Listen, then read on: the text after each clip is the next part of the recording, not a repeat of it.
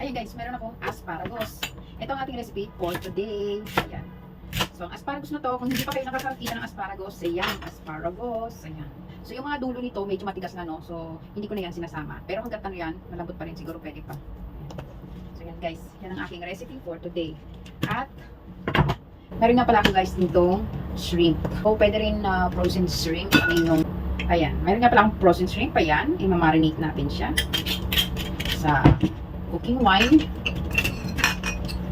And dark soy sauce. So, konti lang. And brown sugar. So, yun guys. Ayan. Pwede rin fresh or processed shrimp pang inyong gamitin. So, dark soy sauce ang aking ginamit. At ayan, meron na akong garlic and ginger. Tara. Ayan. Gagamitin ko ang olive oil. Kung wala kayong olive oil, pwede rin naman yung normal na oil ang gamitin nyo. Cooking oil.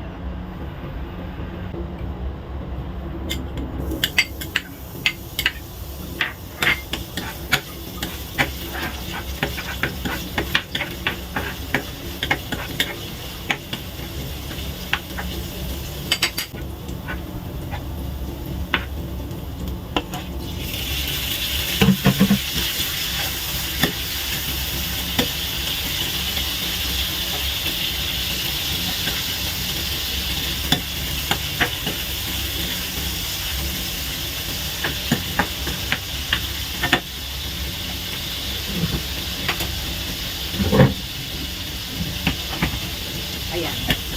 So, pag nag-yelo na, sabi na natin isabay ang asparagus.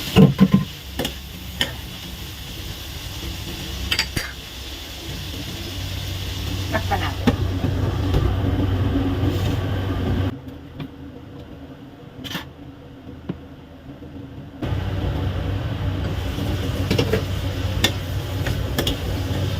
Wow.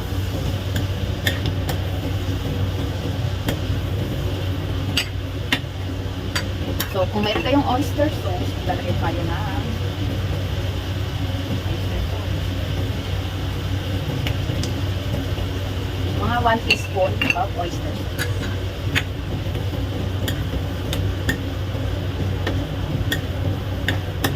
Wow.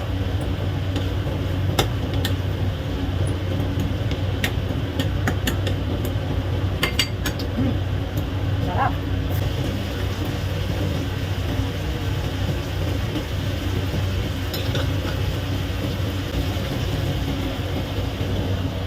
Ayan guys, ang sarap!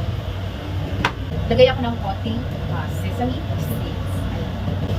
Perfect. Sarap. Ang sarap. Ang sarap ng aking ulam guys. Ayan. Sarap.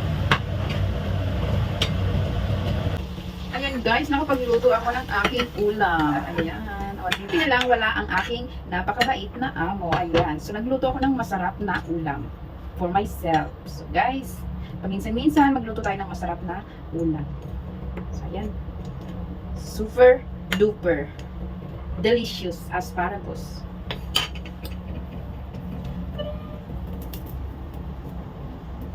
Oh, paglutuan nyo na ang inyong mga lalabs.